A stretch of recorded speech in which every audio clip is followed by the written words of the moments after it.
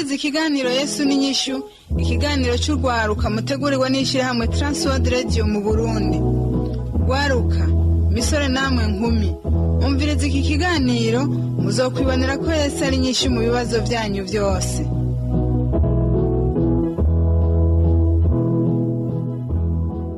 Inshuti mugenzi, mukunzi washimye guteramana natwe, rwaruka musore nkumi, ndaguhaye mwiriwe, ndakwifuriza amahoro y'umwami wacu Yesu Kristo. Ndaguhaye kaze mu kiganiro Yesu n'inyishu usanzwe utegurirwa n'ishyirahamwe Transworld Radio mu Burundi, ukigutunganiriza akaba ari Samuel Sabimbona.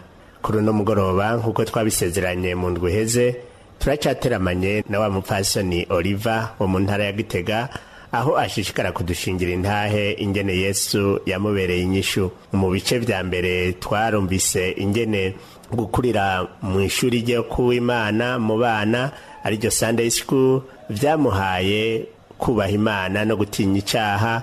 Mu gice kigira kabiri naho twariko turabona ingene yashishikaye kugwana intambara zo kunesha icaha, kandi akaba yashisemwo guhora yumvira ijwi ry'umwami Yesu. Twarumvise kandi yuko yahuye n'intambara z'ubuto, na cane cane mu bijanye n'ikibazo co kubaka ugwiwe, aho wewe kubwo kugira ishaka ryo kurondera kunezereza Imana yumva adakwiye kuzokubaka ugwiwe, na cane cane ko yari yumvise ngo mu ngo nyinshi hariyo ibibazo, nk'uko bamwe mu bahuye nabyo baza bakumutura imitwaro. Ariko rero ngo amaze gusenga, Imana imuhishurira yuko azokubaka ugwiwe, iranamubwira yuko ifise uwo yamuteguriye. Yaraniganye n'amajwi, aho ivyifuzo by'umubiri byaniganye n'ubugombe bw'Imana, ariko ubugombe bw'Imana nibwo bwahavuye buratsinda.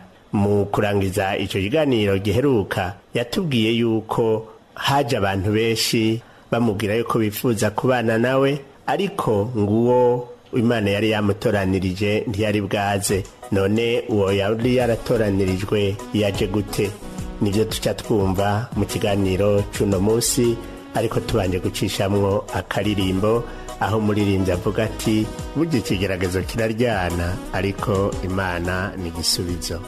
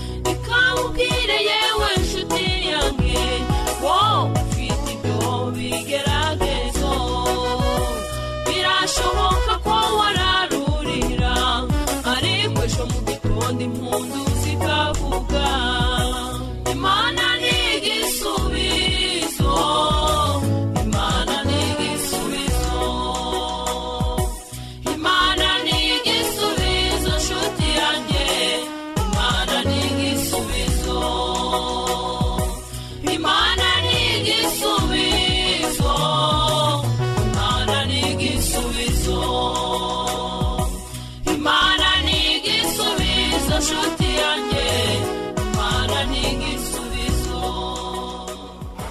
imana ni igisubizo nshuti yanje, naho wowe uri mu kigeragezo imana ni igisubizo. koko Yesu atubera igisubizo, atubera inyinshi y'ibibazo vyacu ivyo ari vyo vyose. Turacari kumwe rero na wa mutumire wacu Oliva, aho ashishikara akatubwira rero ingene Yesu yahavuye amubera inyishu mu kibazo c'ukubaka ugwiwe. Mbega uwo bazobana yaje afise iki gitandukanye n'ico abandi bari bafise mu gihe yaraje kumubaza ivy'iryo jambo? Coba caratangaje Oliva? Ikintu cyantangaje rero, abo naho baza baraheza bakagaruka, bakaguma bagaruka, ariko wewe mukuza yaraje yabanje kumbaza ngo mbega ngo ifiance. Tamubaza kubera iki? Arambwira ati ruya mva nakubaza gusa. Sawa, yumva ntawe mfise, mugabo yagomba kumenya inkuru y'imvaho.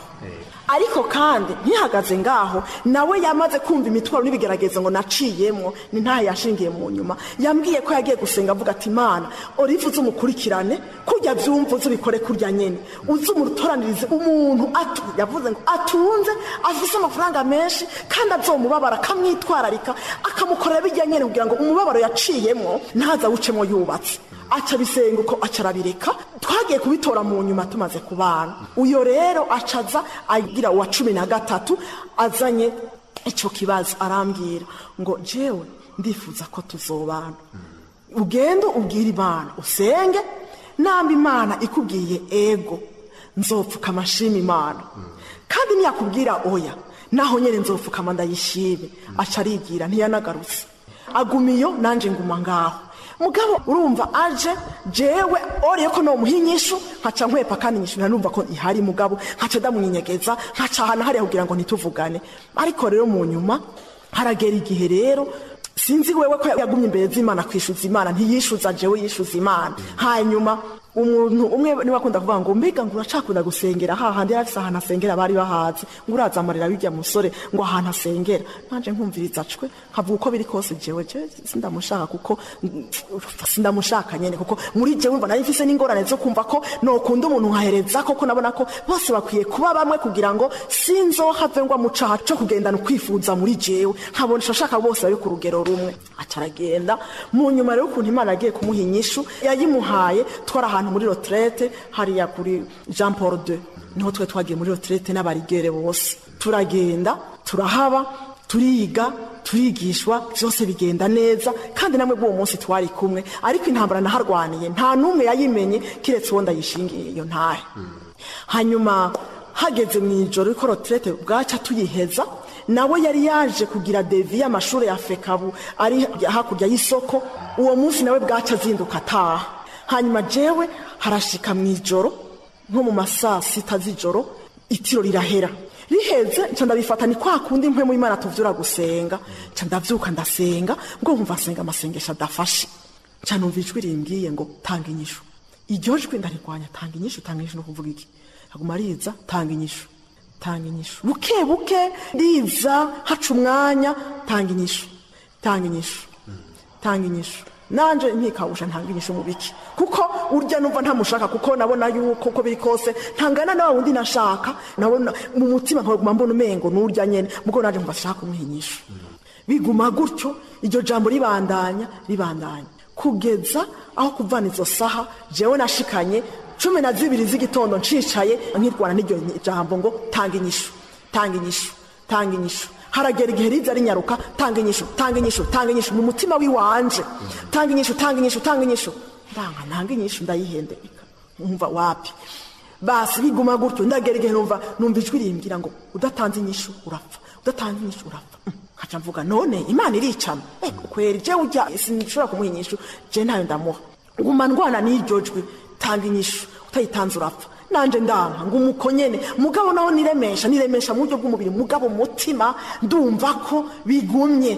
Ndaburitiro birageza mu gatondo turoga turaja mu musomyi turiga ibyo mu musomyi twari twicaye gutyo nyene hanyuma jewe bakabona ngo masohoka muko ntibigeze amenya igituma asohoka nanje mu mutima icwi twariko turagwana naryo nanje nanka nkaca nsohoka hanze nkavuga mana ndakwinginze ntunyicire ngaha banze unyihanganiye duheze ivy'umusomyi naryo ryajwi rikaca rikubita gose rikavuga cane umutima rutangura gukubita no kuvyimba ndumva ko mugikiriza ngira nturike natatwicaranya cambaza ngo mbega ngo ufise ikibazo giki ngo kuga umusohoka kandi umutima wawe gukubita cane ngo nibiki ntego ni kibazo ndagifise mugabo kwatura ndamubwira ingorane mfise sinshobora ndahora ngo mandwana n'iryo jwi hanyuma nasohotse kenshi ndahava ndiyumva isoni nkagenda hanze aho nagenda hanze nyuma ya mire gusaba ngirira imbabazi vy'ukuri ngirira imbabazi inyishu nzenza kuyitanga ari uko uyu musomyi duheje kwiga umusomyi byajwa ahubwo rikabana nkagomba guturika inuguti kandenga mu gatondo amazi agatemba umubiri wose hanyuma ndahava ndavuga mana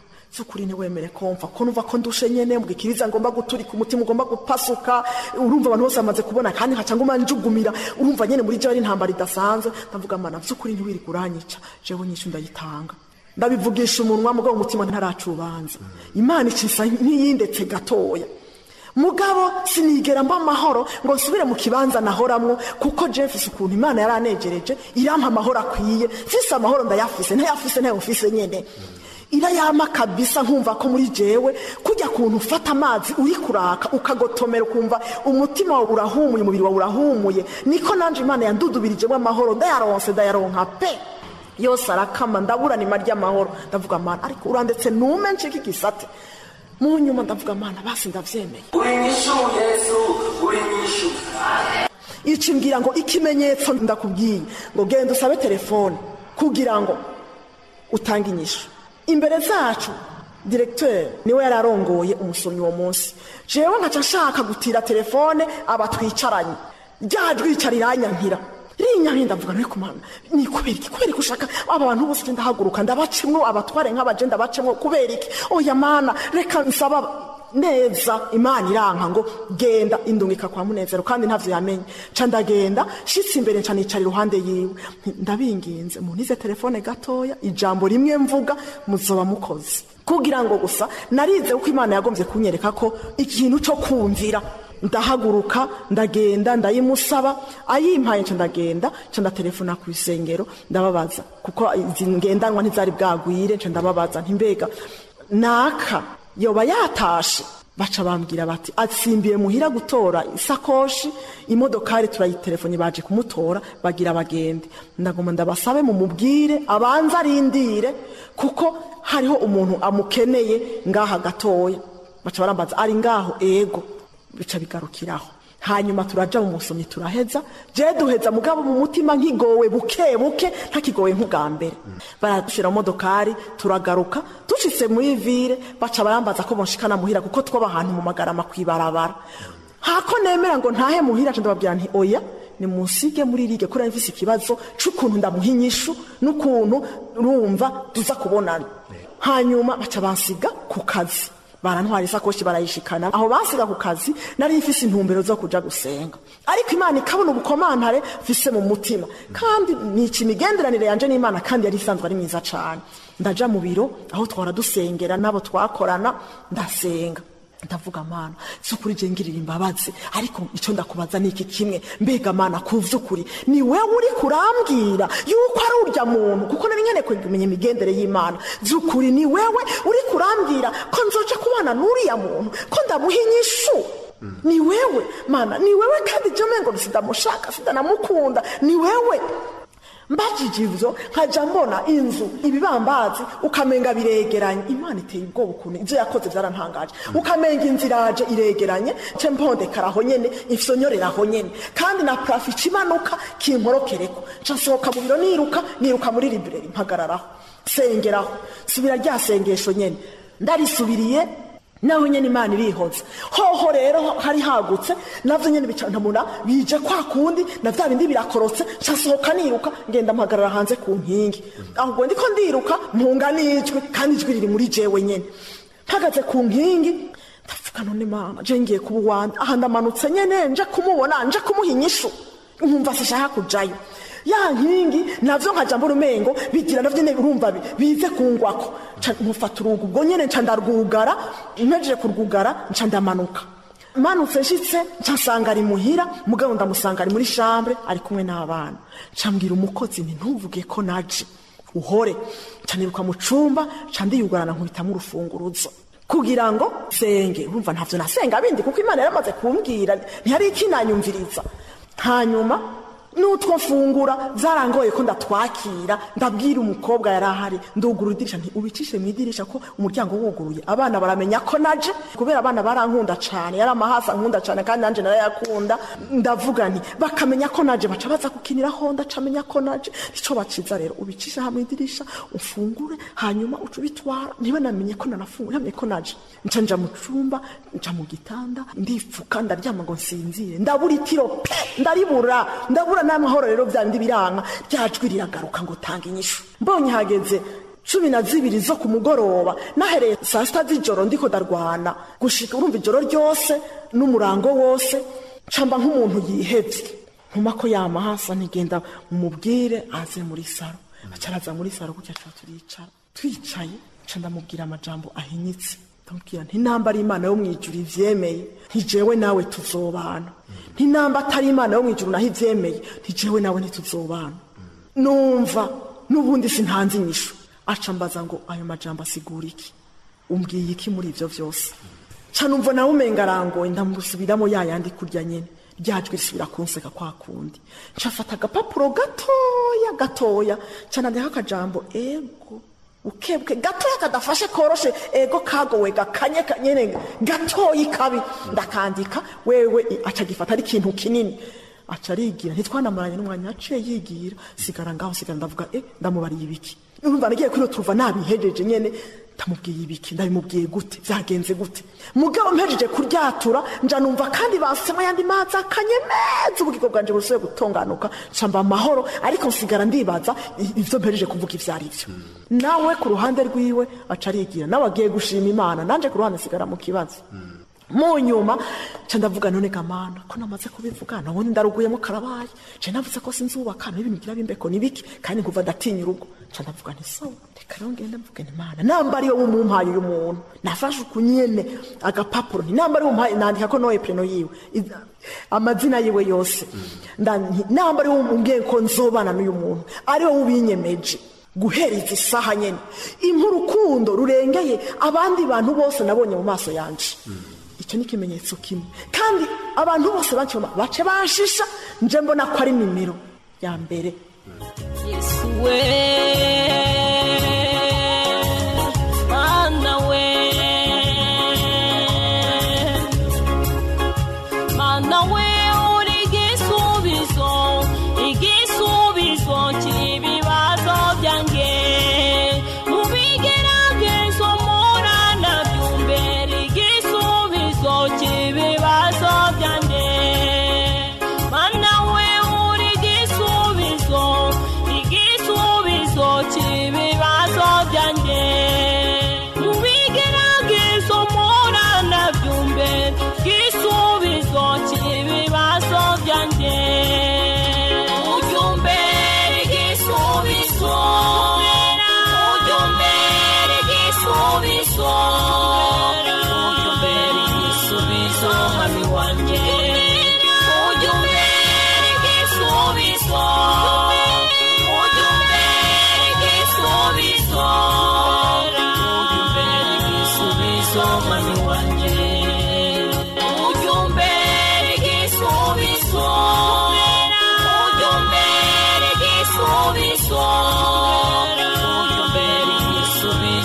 Mami wanje ujumbere igisubizo mami wanje ujumbere igisubizo mami wanje aho rero inkuru y'umwana isubira inyuma nari narigeze kwiga ku kirato ndaba nimero jewe nambara 38 haca nibaza je nambaye nimero 40 cyangwa 41 yondoka kandi nambaye 35 irandya ca ndavuga kubera nabona ko mu rugo nari maze kuyagana, numva ko Munezero yari yanteguye neza cyane ko ari abantu babana bumva badahuza. Ndavuga nti Mana, uku ngenda mu isoko nkigera ikirato nkaraba ciza kimbereye kandi kinkwiriye kiba ari cyo uzontoraniriza. Aho nasubiye inyuma gatoya kuko nshatse kuvuga cyo kumenya igiharuro ciwe cyangwa inomero yiwe. Uzontoranirize nawe inomero nziza inkwiye kandi imbereye, itazondya kandi itazondoka, hamwe ahantu hose nzokwama ndamahoro kandi inyishu ikibazo ciwawe. Hanyuma numva muri jewe ngize kurema ku ruhande rwanje, kuko iryo jambo mvuze ico gihe rumva rero Imana ariko irandondera, ndongera ndavuga irindi jambo nti Mana, ntiwavuze yuko upfumbaturiye ikiganza uhaza amahanga. Kandi iyo umuntu bamwandikiye ikete agira amatsiko yo kuraba ikiri mwibahasha, ntinanje ngomba ibahasha yugawe n'urutoke rwawe iba ari yunyugururira, unzanira umuntu mushasha atigeze kwiruka inyuma y'abandi bakobwa. Hanyuma uwo nyene umunzaniye, umutima wanje uzumukundane kandi nawe azankunde. Urukwegane rwabo je ntuzumbaza. Umwami aca bikora uko nyene, peje kumubwira uko yaciye yigira. Yagarutse mu nyuma buke dufise nyene ibindi ko turategura, mu nyuma turategura urubanza gutyo. Ubu rero gushikiza isaha ndabishimira Imana kuko yaranzigamye, kandi n'ubu sinidoga, fise umwidegenzo 100% wo kugenda mu gikorwa c'Imana. Ngiye mu gikorwa c'Imana arafasha mu bintu byose, akafasha kwitegura, hanyuma akansengera, hanyuma akambwira ngo jana na Yesu kwa kundi nyene nkaca ngenda. Yambwiye ati aho Imana izokugeza kuyikorera haba ari uzogarukira ibisigaye, kuko niyo yatubwiye ngo nitwitwararika ivyayo nayo zitwararika ivy'iwacu. Nkagenda ngarutse anyakira nk'umushitsi aho hantu, akansengera, urumva ibishoboka byose, kandi nawe nyene agiye bigenda uko nyene, kandi tugatana imbo, tukabona yuko imyidegenzo y'ikuba c'Imana dutegerezwa kuyikora, kuko twebwe nibwo buzima. Nca nsanga ubuzima nabayeho norohewe mu Mana, nawe nibwo yabayeho. Hanyuma urumva ari ibibazo, ari bigeragezo, tukabihuriza hamwe imbere z'Imana, kandi nkumva ko tubihurizako, kandi nkumva ko ikibazo tugize cyose tukagitereka imbere z'Imana, kandi Imana ikacishura, amaso yacu agatangara. Ubu rero gushikiza isaha numva nshima Imana kuko yambereye inyishu. Uyu munsi ni nk'umupapa ku ruhande rw'iwanje, ni nk'umumama, nta kigeragezo anteza. Nego baba ngo ntazibana zitakubitana amahembe, kumuri bitsitaza ntibibura, mugabo turabivugana, hanyuma tukabiroranya, hakaba gusabana imbabazi, hakaba kwaturiranira, hakaba gusengeranira, byose bikagenda neza. Gushikiza isaha sindicuza, kandi nawe gushikiza isaha ntaricuza. Uko ni ku Mwami yagiye atugirira. Yesu nabahezagire cyane. Yesu nabahezagire namwe. Urumva yuko yakoze ibitangaza mu buzima bwawe, mu rugo rwawe, kugira ngo aruguhe. None nk'ubu uravye ivyo vyabaye, uhanura iki abigeme canke abasore bagomba gucagura abo bazokubakana? Jewe abo ndabahanura ko bakwiye kwitwararika kuba mu Mana. Nibitwararika kuba mu Mana, ibisigaye Imana izovyitwararika. Uri nyishu Yesu, uri nyishu. Kuko ku ruhande rw'iwanje ndazi ko hariho benshi baje kumbwira yuko mama ndabenga, mama urakuze nturaja kubaka, mama nta uzoronka, mama mwishengero nta basore tubona, mbega bizogenda gute? Mugabo wiwanje ntiyavuye muri iryo nyene. Nababwiye nti Imana izomukura ishaka, kandi izomuzana kabushungwe aje kundondera, kandi tuzubaka. Baratanga, Imana ikibikora uko nyene. Rero n'abasore canka bigeme bariko barahugumba aho mwisa hubona ni ngorane. Jembo nico baciza nuko binjira mu Mana bakarindira ubugombe bw'Imana, kuko nasanze wizigiye Imana ntashobora kumaramara, kandi Imana yonyene niyo imenya inomero z'umuntu. Kuko je maze kuvuga ko Imana yo mikintu kiri muri envelope, narahindukiye nsanga navuze ijambo ry'inguvu, kuko navuga nti igomba kuma ikintu atamwana w'umuntu numwe akizi, kandi gishasha, kandi cyanyegejwe cyagizwe ibanga. Noneho nkaca mbona ahantu hugajwe n'igufure, nkaja mbona ni Yesu yuguruye iyo gufure, akaca yugurura, akaca mpereza ikintu gishasha kinezereza umutima w'iwanje, kandi niko nabibonye. Nabo basore nizo nkumi nibaje mu Mana, binjireyo, bahagarareyo, hanyuma basiguze Imana igikenewe, kuko imwe yakora kiriya gihe n'uyu munsi iracakora, kandi neje izobandanya ikora. Imwe yakora biriya wumvise yakoreye Oliver, canke biriya wumvise yakoreye abandi bantu b'Imana, nubira cyabikora mugenzi. Ni Imana yo kwizigirwa, ni Kristo Yesu uwo twita inyishu y'ibibazo by'umuntu uwo ari we wese. Mugenzi uri kuratwumviriza, vyoshoboka yuko uri mu intambara z'uburyo butandukanye. Nagomba ndakubwire yuko Yesu ni umutabazi nk'uko duhejeje kuvyumva. Niwamwinjiramwo ukamwizera ntuzomaramara. Ku mugoroba nk'uyu vyoshoboka yuko uvuze utuwo Yesu yabereye inyishu Oliva, ndifuza ko nanje yombera inyishu. Uciye bugufi aho nyene uri ukemera kwakira Yesu nk'umwami n'umukiza wawe, nawe yokubera inyishu mu kibazo cawe. Njesaba Oliva agusengere. Ndatanze urakoze muri kano kanya mwami Yesu Kristo kuri aba bumvise mwami ibyo wankoreye. Ndakweretse aba bafuka mbere z'inyonga zawe mwami, ndagusabye ngo ubanze ubogesha amaraso yawe amuhavuye ku musaraba Karuvari, aba ariyo ubuhagiza ubaharira icaha cyose. Yesu Kristo mwana wa Mungu, ndasabye ngo ubambura agasembwa n'amarabaga, ubambike wa mwambaro wawe wasezeraniye abakwambaza Mana Data wa twese, urinde imitima yabo, urinde imibiri yabo. Ndakweretse abahungu n'abakobwa bawe mwami, urabashoboza kunesha isi n'ivyayo mwami, urabaha amatwi y'imitima yumva, urabahagarika nk'uko ugomba, baguhesha icubahiro, ubashire ku rutonde rwawe kugira ngo izina ryawe rihabwe icubahiro mwami Yesu wa Nazareti. Mubwige mubabere inyishu, mubasore babere inyishu mw'izina rya Yesu wa Nazareti.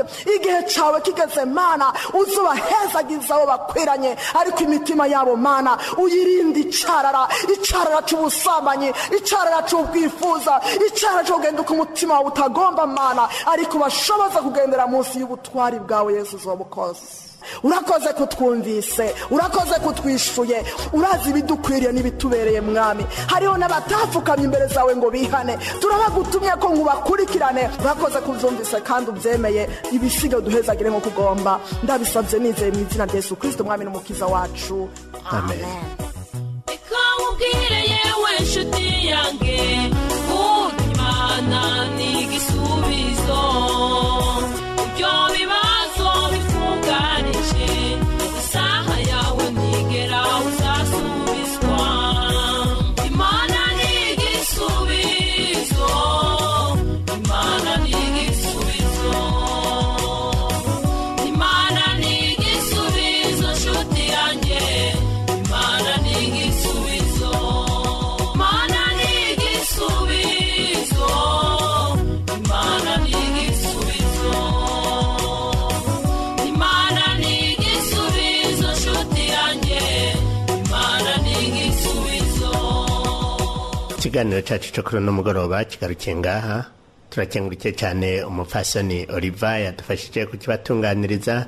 Dushimiye nawe mugenzi washimye guteramana natwe, ukaba nawe ugomba kutubaza canke kutwunganira. Ushobora kutwandikira cyangwa ukadutera kamo kuri telefone mu masaha y'akazi. Telefone yo mu biro ni nomero 22 24 26 57. Urashobora no kutwandikira ubicishije ku gasanduku ka posta 1140 i Bujumbura, canke email twrburundi@gmail.com, canke naho turungikira ubutumwa bwanditse kuri telefone ngendanwa inomero 79 884 286, canke 69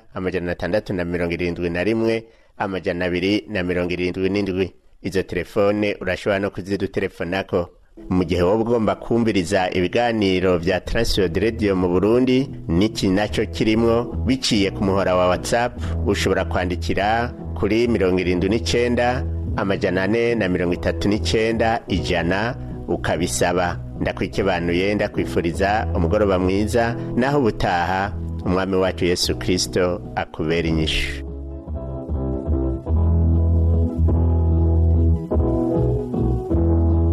Ico cyari ikiganiro cy'urwaruka Yesu n'inyishu mushikirizwa n'ishirahamwe Transworld Radio mu Burundi. Niwaba nawe ugomba gushinga intaye ko Yesu yakubereye inyishu cyangwa ugomba kutunganira, twandikira uti Yesu n'inyishu, agasanduku ka post 1140 Bujumbura, cyangwa dutera kamo kuri 24 26 57.